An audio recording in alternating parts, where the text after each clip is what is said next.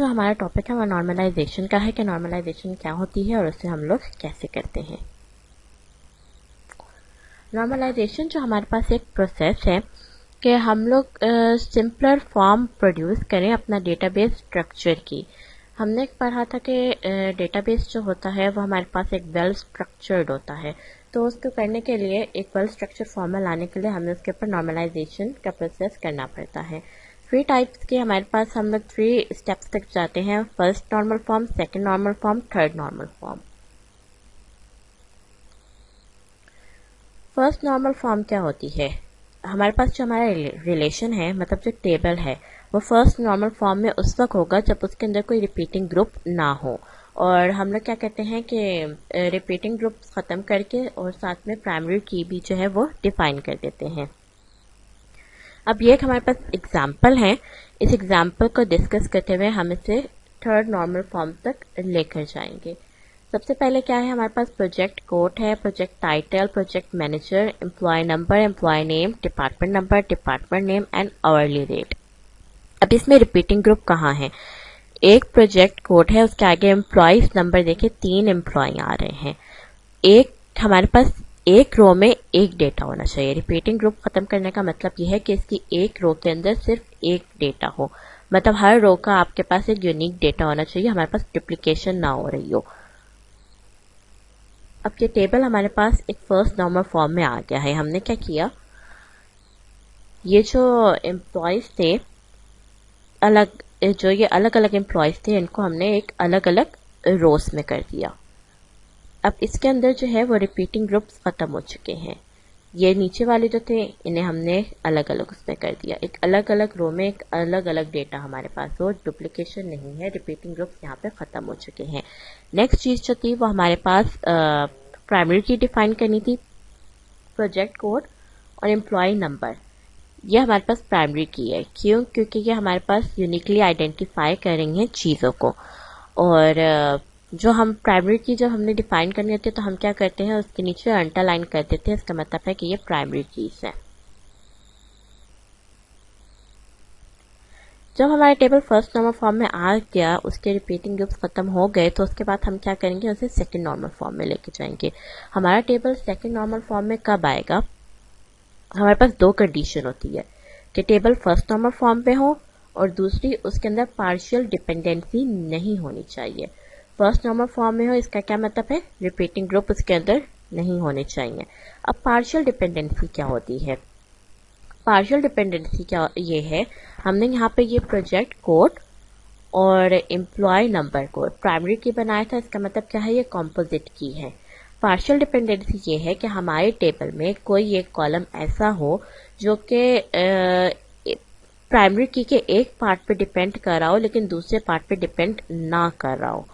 जैसे कि अब ये प्रोजेक्ट है, हमारे पास ये दोनों प्राइमरी की हैं, प्रोजेक्ट कोड और एम्प्लॉय नंबर, लेकिन प्रोजेक्ट टाइटल जो है वो प्रोजेक्ट कोड पे डिपेंड कर रहा है, एम्प्लॉय नंबर पे डिपेंड नहीं कर रहा। इसी हिसाब से जो प्रोजेक्ट मैनेजर है वो भी प्रोजेक्ट कोड के ऊपर डिपेंड कर रहा है, एम्प्लॉय नंबर के ऊपर नहीं। लेकिन एम्प्लॉय नेम, एम्प्लॉय उसका डिपार्टमेंट का नेम क्या वो जो है ये हमारे पास चीजें एम्प्लॉय नंबर पे डिपेंड कर रही है। लेकिन जो ये अर्ली रेट है कि किस प्रोजेक्ट पर कौन सा एम्प्लॉय कितने आवर का रेट चार्ज कर रहा है, ये प्रोजेक्ट कोड और एम्प्लॉय नंबर दोनों पे डिपेंड कर रहा है। कौन सा एम्प्लॉय किस प्रोजेक्ट पर कितने पर आवर के हिसाब से चार्ज कर रहा है, ये हमारे पास एम्प्लॉय रेट, आवरली रेट निकालने के लिए हमें एम्प्लॉय का नंबर भी पता होना चाहिए और प्रोजेक्ट का कोड भी पता होना चाहिए, तभी हम लोग अर्ली रेट जो है वो निकाल सकते हैं। अब क्या हुआ, हमने सेकंड नॉर्मल फॉर्म में लाने के लिए फर्स्ट नॉर्मल फॉर्म में हमारे पास टेबल ऑलरेडी था, अब क्या किया, पार्शियल डिपेंडेंसी को खत्म किया है। Project title, project manager, project code का एक टेबल बना दिया, employee number, employee name, department number और डिपार्टमेंट नेम का एक टेबल बना दिया। इससे क्या है कि हमारे पास जो प्रोजेक्ट टाइटल और प्रोजेक्ट मैनेजर है ये हमारे पास सिर्फ प्रोजेक्ट कोड के ऊपर डिपेंड कर रहे हैं, लेकिन एम्प्लॉय नेम, उसका डिपार्टमेंट और उसके डिपार्टमेंट का नेम क्या है, ये हमारे पास एम्प्लॉय नंबर के ऊपर डिपेंड कर रहे होते हैं। लेकिन जो अर्ली रेट था वो हमारे पास प्रोजेक्ट कोड और एम्प्लॉय नंबर दोनों पे डिपेंड कर रहा था, इसलिए हमने उसका एक अलग से टेबल बना दिया। प्रोजेक्ट कोड और एम्प्लॉय नंबर को हमने यहाँ पे प्राइमरी की डिफाइन कर दिया और अर्ली रेट को हमने इन दोनों के ऊपर डिपेंडेंट बना दिया। अब हमारे पास टेबल हमारा सेकंड नॉर्मल फॉर्म पे आ गया।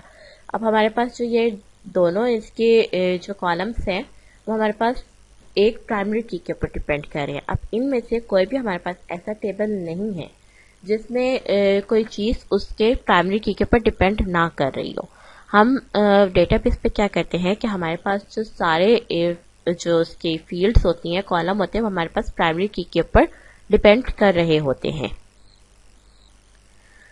अब सेकंड, जब हमारे पास टेबल सेकंड नॉर्मल फॉर्म पे आ गया, उसकी पार्शियल डिपेंडेंसी खत्म हो गई, तो उसके बाद क्या करते हैं हम लोग थर्ड नॉर्मल फॉर्म पे कन्वर्ट करते हैं। अब थर्ड नॉर्मल फॉर्म में हमारे पास क्या होता है, दो कंडीशन फुलफिल होनी चाहिए कि टेबल हमारे पास सेकंड नॉर्मल फॉर्म में हो, मतलब उसके अंदर कोई पार्शियल डिपेंडेंसी नहीं होनी चाहिए, और दूसरा क्या हो, उसके अंदर कोई ट्रांजिटिव डिपेंडेंसी नहीं हो।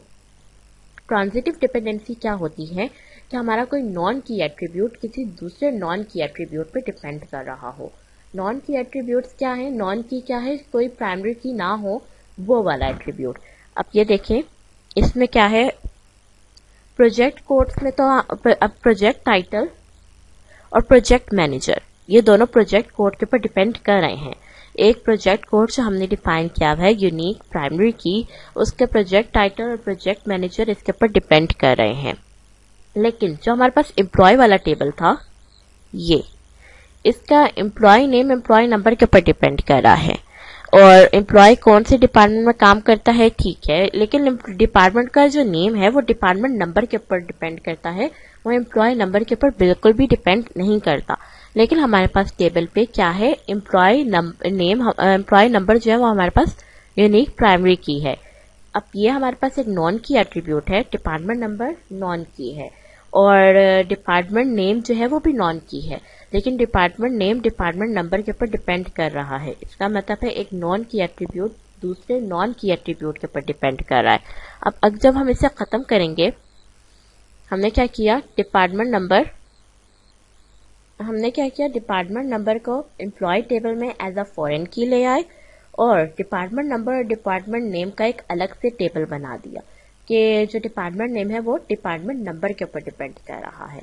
ये डिपार्टमेंट नंबर लिख दिए, डिपार्टमेंट नेम लिख दिए। अब ये यहाँ की प्राइमरी की है, जो कि किसी टेबल की अगर प्राइमरी की हो और दूसरे टेबल में यूज हो रही हो तो वो क्या होती है, फॉरेन की है। अब हमारे पास एम्प्लॉय टेबल के अंदर डिपार्टमेंट नंबर जो है ये एज अ फॉरेन की एक्ट कर रहा है।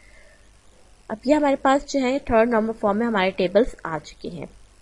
मैं रिपीट कर रही हूँ, फर्स्ट नॉर्मल फॉर्म में हमारे पास क्या है, हम लोग सिर्फ रिपीटिंग ग्रुप खत्म करते हैं और प्राइमरी की डिफाइन कर देते हैं, मतलब हमारे पास एक रो के अंदर एक डेटा होना चाहिए, रिपीट ना हो रहे हो, और हमने प्राइमरी की डिफाइन कर दी।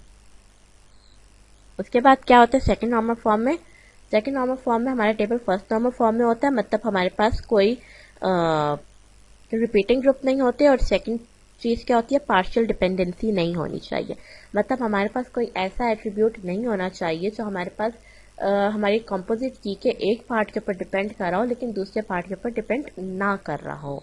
जैसे प्रोजेक्ट कोड,